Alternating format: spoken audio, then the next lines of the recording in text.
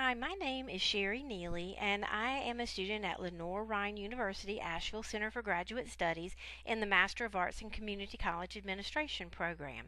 This presentation is intended to give you an overview of an internship that I recently completed in the Academic Advising Center.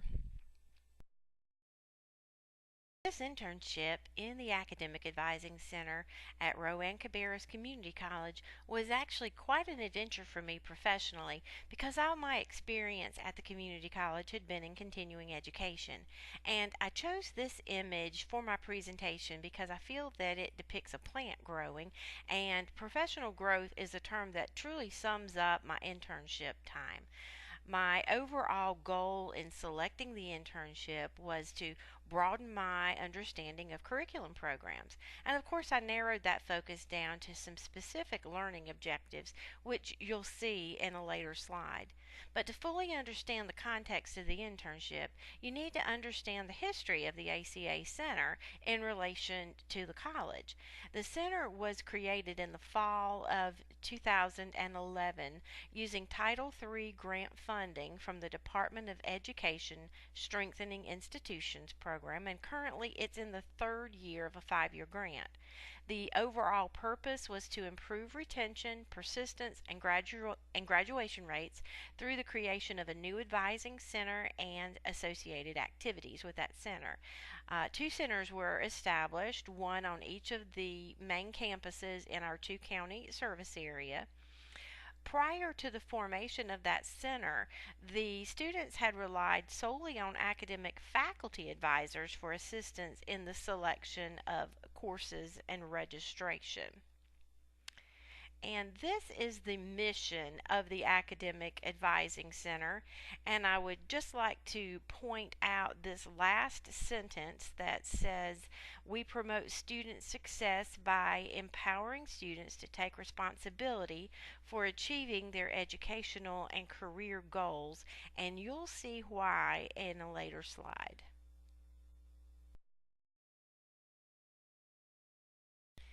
I approached my internship with just a couple of overarching ideas in my mind. First of all, I wanted to be very specific and very quantified about the project that I chose to do. And second, I wanted to place some bookends on the internship. So, in other words, I wanted to have a specific beginning and ending date. So, with that in mind, I began the process of selecting and planning my internship in January of 2014 when I met with Marcia Miller, who is the director of the Academic Advising Center. We met on several occasions in January and February to select a focus and to obtain the appropriate permissions for me to join the ACA team as an intern. Once that permission was obtained, we chose for me to spend a half day each week in the ACA Center in Cabarrus County, which we also call South Campus, and my specific focus there was to work with Master Advisor Katina Winky to initiate a project called Super Seniors. And the purpose of that Super Senior project is to identify and reach out to students who have 45 or more credit hours but who have not applied for graduation, and just try to reach those students so that we can ensure that they are effectively reaching their academic goals and progressing towards their graduation. So I officially started spending time in the center on March the 17th of 2014, and I developed a number of goals with corresponding objectives. First of all, my goal was to develop an understanding of the curriculum program requirements and student services procedures, and I wanted to do this by assisting students in selecting courses to meet transfer requirements, and also by attending all of the possible training and update sessions alongside the student services staff. Secondly, I wanted to acquire the ability to interpret AccuPlacer or placement test scores to assist students in mapping out their course schedules. And I wanted to do this by learning how to utilize crosswalks to understand program prerequisites and to identify any holes perhaps in the student that's transferring in their transcript. I also wanted to assist students with their course selections and with registration. A third objective was to gain a new appreciation for services provided within the Student Services Department. I wanted to do this by shadowing the master advisors to learn how to talk with students about academic goals and to track the differences between the career counselors in student services and what they did with the academic advising counselors. Another goal was to successfully identify problems that lead to students' failure to graduate and to help implement solutions for those. I wanted to do that by understanding course substitutions and to gain an understanding of the differences and the nuances in the program requirements for the associate in arts versus the associate in science versus the associate in fine arts degrees. Another goal was to enhance my understanding of developmental and remedial coursework.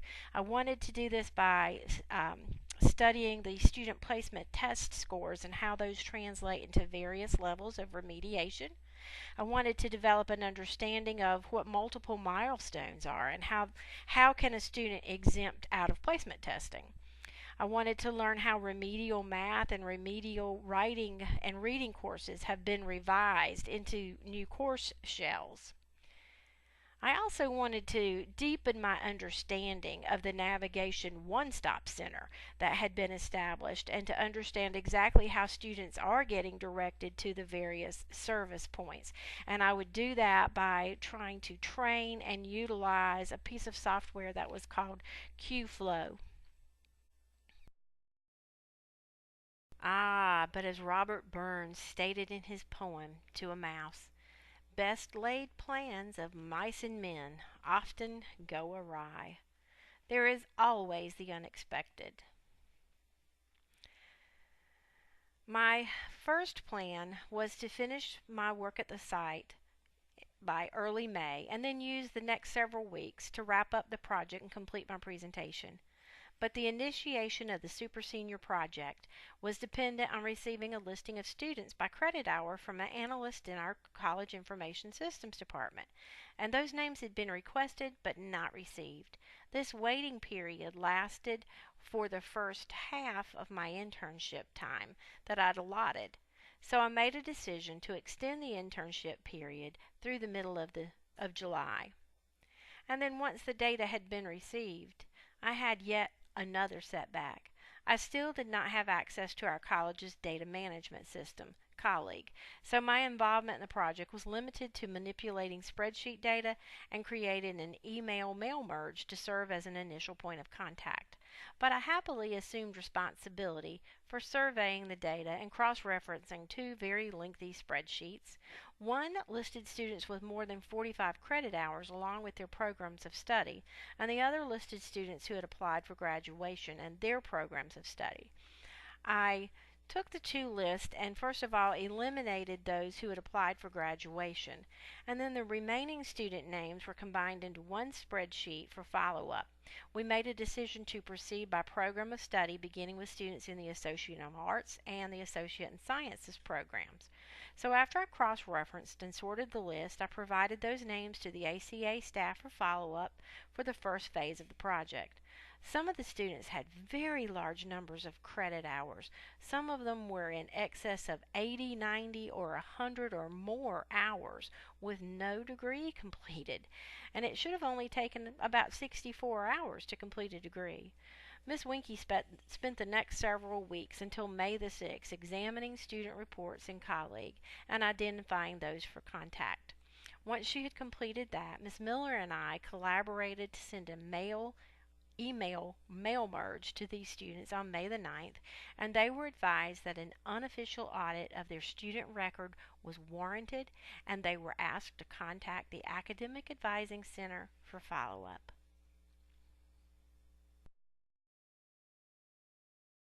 If we allow it, good always comes from every unexpected turn, and this was certainly the case for me.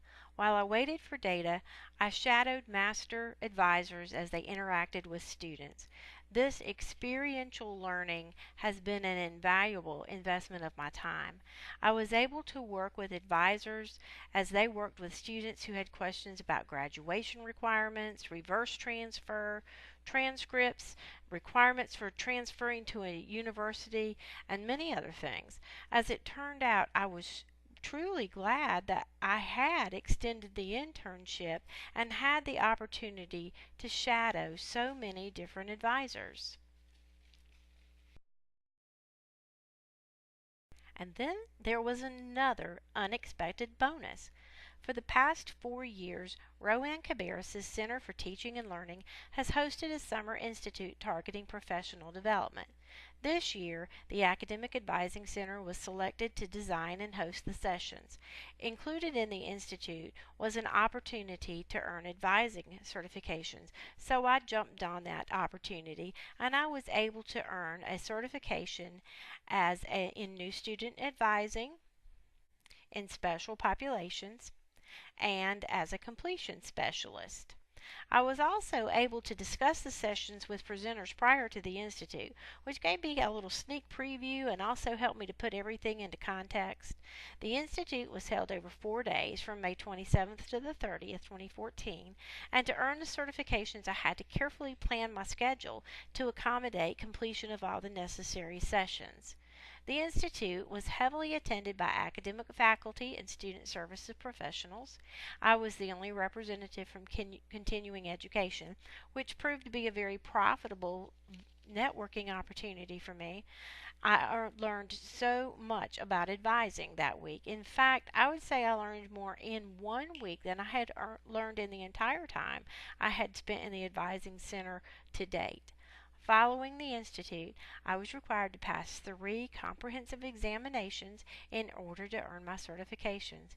And I might add that these were extremely challenging for me, given my lack of experience in advising curriculum students.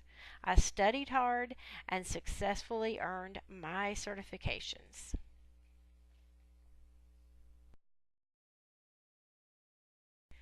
I'd like to share with you some things that I learned during my internship and sort of weave those things through some major theories and see how the ACA Center fits into those theories. First of all, I'd like to point out the Tinto model of student persistence that suggests that pre entry characteristics and how a student integrates both academically and socially into the college are key predictors of success. In fact, according to Tinto, the lack of integration into the social system of the college increases the probability of dropping out. And I believe that the ACA Center is especially helpful to RCC students with academic integration. As a continuing education faculty member, even I had quite a few misunderstandings about curriculum programs of study. So it's not surprising to me to find how many of our students also had misunderstandings. Specifically, I did not understand the nuances of degree transfer and that not all associate's degrees are transferable to a 4 year institution. But in the Summer Institute, I learned about the new 2014 Articulation Agreement, which now guarantees transfer to a North Carolina university to a student who completes either an associate in science or an associate in arts in the North Carolina Community College system. What's not guaranteed is acceptance into a specific university or specific program. But I've been surprised by how many students I've talked with who were planning to transfer who were not enrolled in one of those degree options. Another misconception on my part involved what I had believed to be stackable credits. I thought that all the certifications were folded into diplomas and all diplomas folded into associate degrees, but that's just not always true. I met one student, in fact, who had applied for graduation for an associate's degree in heating and air conditioning, and he had earned a number of certificates along the way, and he thought all of that coursework applied towards his associate's degree. In addition, he had not been properly advised about his catalog year, and when a new catalog was published with program changes, he had just automatically started using and following that new catalog. And in the end, what he had was just a myriad of courses that did not add up to an associate's degree. This student was visibly angry, and I felt that anger was justified actually. The master advisor worked with him to find possible course substitutions and then referred him back to the program head. But this just really made me wonder how any of our students have ever successfully completed a degree with little or no formal advising. Another theory that I would like to bring into play here is about partnerships. According to Dale and Drake, partnerships will between silos bridges information gaps and paves the way for student success. In my 11 years that I've worked at the community college, I've always been aware that we work in silos. Dale and Drake contend that most community college educators feel that it's the academic faculty department that's responsible for student learning and that the student services affairs area simply plays a supportive role, and this is in spite of a wealth of literature that actually demonstrates that strong partnerships between the two is actually what provides significant student benefits. And I'm very happy to see significant partnering and collaboration in the ACA Center. Quite a few academic faculty advisors work alongside the master advisors in the ACA Center, trading out their time in course release. And as they've gotten to know one another and shared knowledge and best practices, I believe that it has begun to provide a more seamless delivery of services to our students, and it has resulted in less confusion.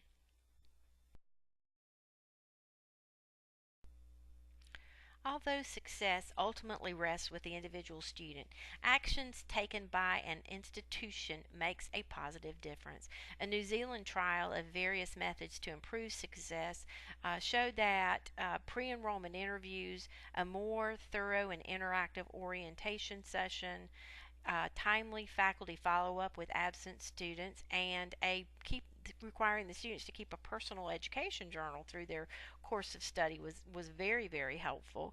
And also the college board advocacy released a survey report in 2009 that finds that positive interactions with students during the first year of college has a positive impact on persistence, and there's a strong correlation between an institution's commitment to academic advising and increased student persistence.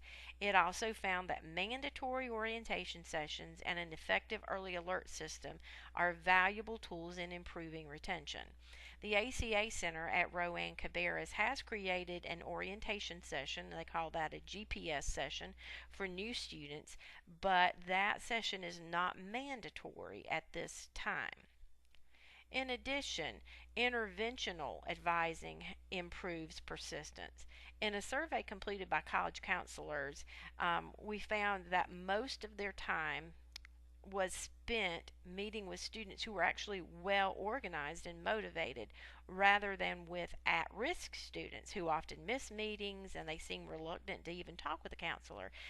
So, the result of that is that students who have the greatest need are often not the ones that we're working with, and they get overlooked. We need tools to reach those students who do not proactively seek help if we're going to increase our persistence. I think the Super Seniors Project is one example of such an endeavor at Rowan Cabarrus. Another tool is an early alert program.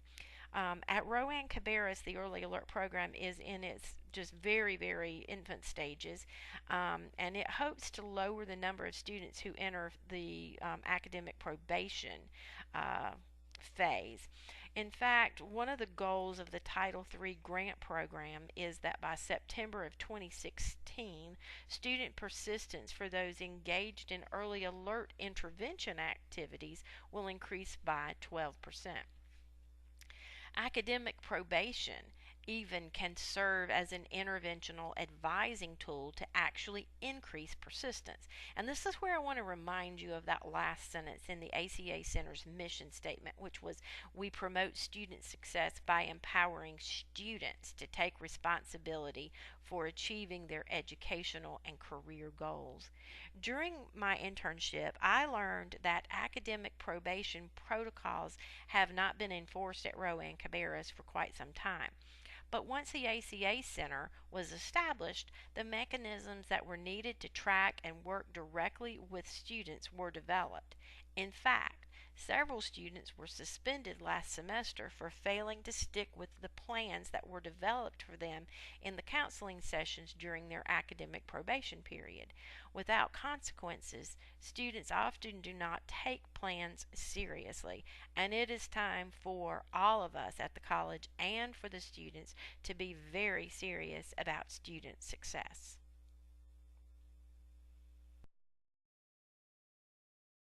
In conclusion, the time that I've spent in my internship has been a time of professional and personal growth for me, as my flowers growing here depicts, and I plan to keep on growing.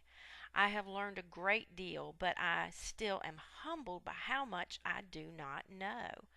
I do feel that I have achieved my learning objectives, and in addition, it has been a treasured networking time for me, a time of stretching my mind and trying on new ideas, and it's given me many valuable tools in my professional tool belt. I feel wonderful about meeting my goals and objectives.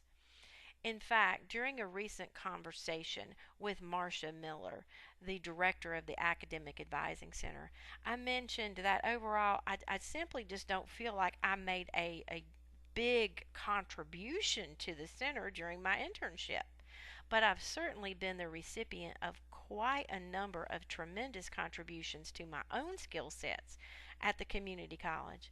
And Miss Miller's response struck me. She said, that is what your internship should be all about, Sherry. And she's right. I met my learning objectives in spite of setbacks and delays. In fact, I met my objectives and learned even more because of those setbacks and delays, and I am thankful for it.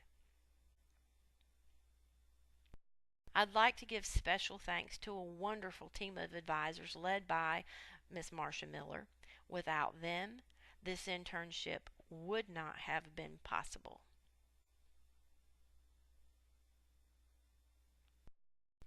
And this is a listing of my references that I would like for you to be able to review for yourself. And I'd like to thank you for taking the time to join me for this presentation.